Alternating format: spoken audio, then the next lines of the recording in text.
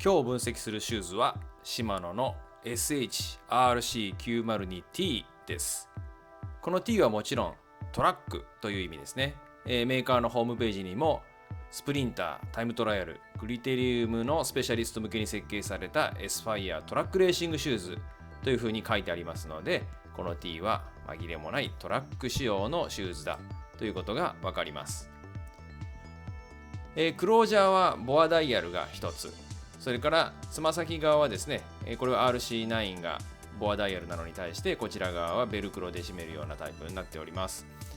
アッパーの素材とミッドソールの素材、これは RC9 と同じ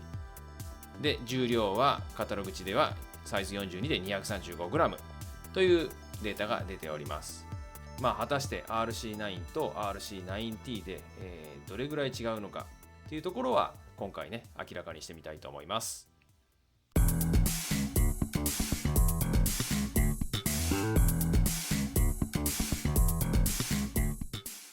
はい、それでは RC9T トラックバージョンですね。こちらの重量も測っていきましょう。こちらの重量は 247g。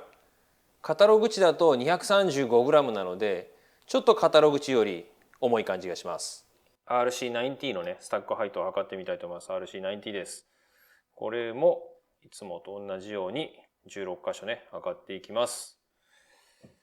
さあ、じゃあいつも通りこのインソールは抜いちゃいますね。ここは一体になってないんですね。こういう感じで RC9 みたいにぐるっと巻く感じではないです。見えますか？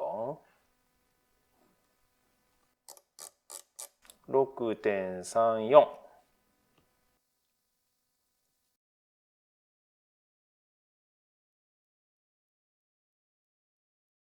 はい、では RC9T のアップストローク、引き足の時のですね、荷重のかかり方を見てみたいと思います。では行きます。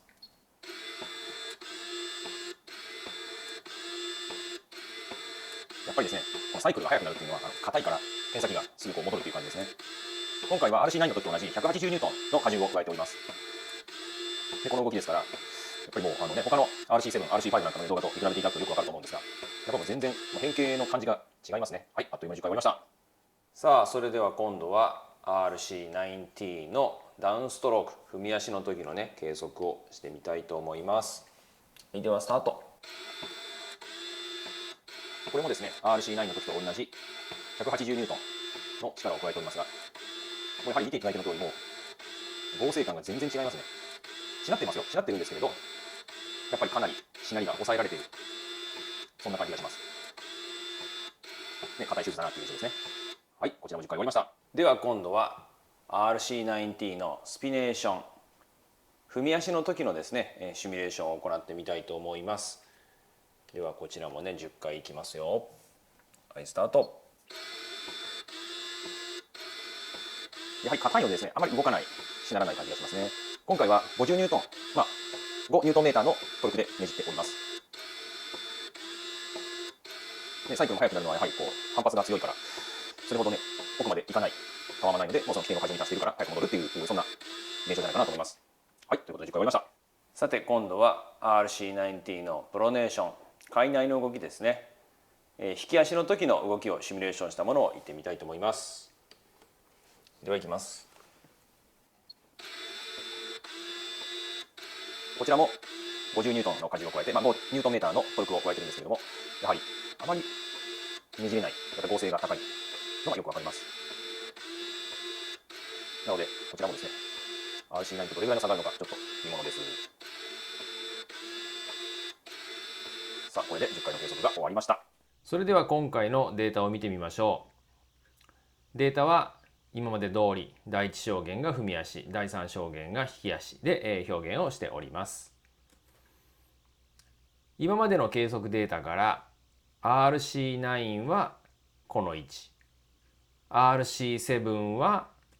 この位置、そして RC5 はこの位置というふうに今までのデータがこういうところにあるっていうのは分かってます。では今回ね、RC9T は一体どこになるのでしょうか。実は RC9T はこの位置になりました。ですから RC9T は RC9 よりもソール合成が高いと言えます。で、実際にこれ合成指数に照らし合わせてみると RC5 が8、RC7 が10、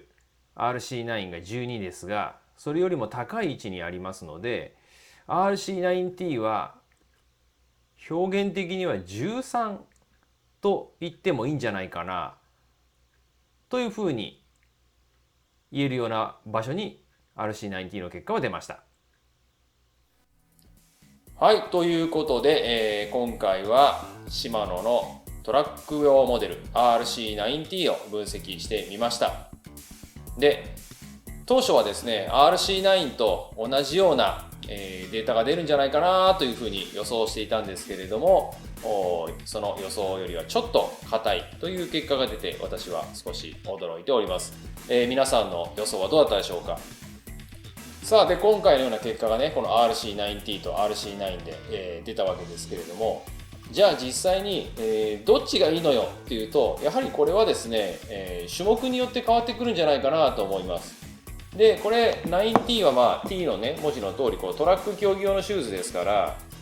もしトラック競技のような短時間で少しでもほんとわずか 0.1 ワットでもやっぱりね無駄にしたくないっていうそういう思いがある場合は、私ならこの RC9T を使うかなというふうに思います。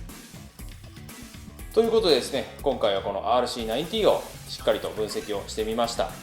で、皆さんも気になるように RC9 のね、こちらの方のデータとの比較というのはまた次回より詳しくやっていきたいと思いますので、ぜひねそちらの動画も楽しみにしていてください。